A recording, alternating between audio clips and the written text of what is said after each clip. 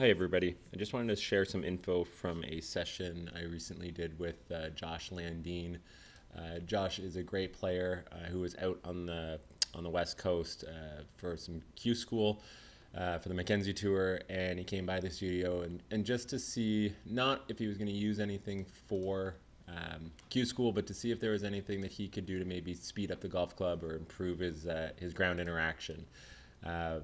He's got a great coach in Scott Cowx, and just he came out this way just to see what what I was doing and kind of if we could add some speed to what he was already doing really well. So as we can see here, he is at PGA Tour level.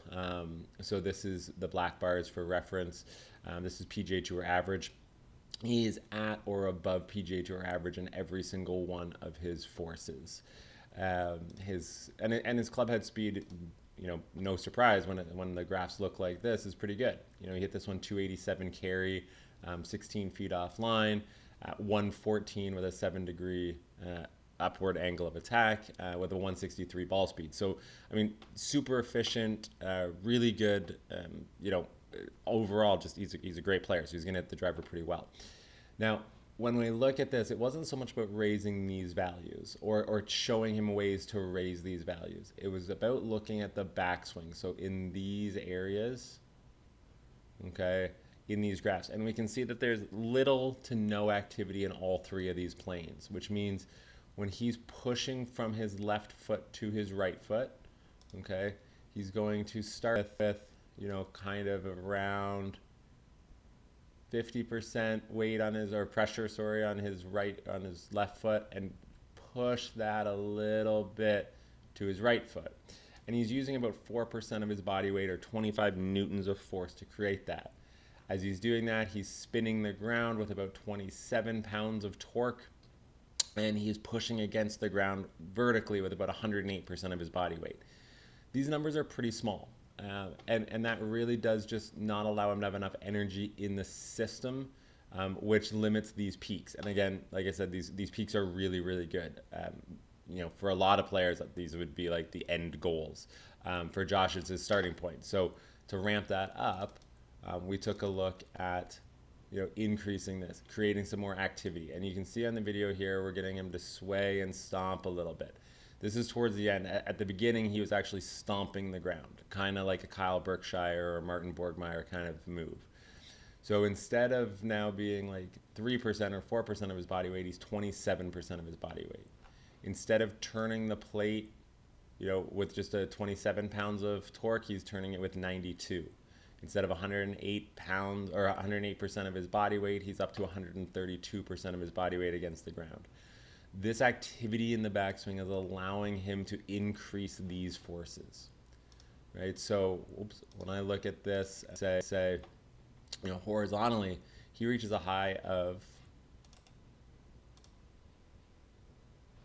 26% before, and now he is up to a high of, I believe this is 35.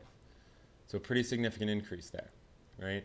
When we look at torque, the other change we made to increase torque was to widen his stance by a couple of inches. He's got a little bit of a hip issue, so we need to be careful with how wide we make that. But he goes from a player who was peaking at around 120 pounds of torque to a player who is now peaking at 152 pounds of torque. And his vertical go from,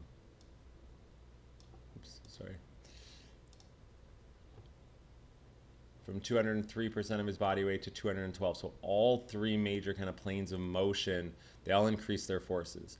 And we didn't talk about how to do that. All we did was pump more energy into the system earlier with these he goes over here from kind of this passive motion in the takeaway to this really big push from left to right. So at this point, he's 99% on his left foot, right? Over here, he's 41% on his left foot. And he's using that pressure to push himself back to his right foot at 100%. Now, again, this is maybe something that he wants to use, doesn't want to use on the golf course, but it was a way to unlock some speed potential. And, ideally, he wouldn't have to stomp around, but he'd become aware of this dramatic push from left to right, the desire to spin the plates harder against the ground. And he's going to start to do those things organically without the big stomps. But we unlocked here as an example. We unlocked about 4 miles per hour club head speed. So going from 114 to 118, 8 miles per hour ball speed, 163 to 171.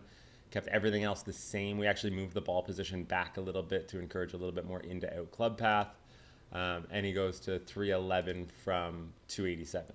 A little bit left here, but nothing to worry about. So, unlocking 24 yards for a player of Josh's caliber is a pretty big deal.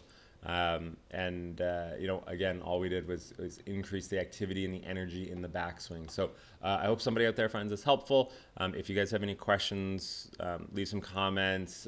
I don't mind doing videos for specific stuff if you guys have some good ideas on what you'd like to see. Take care.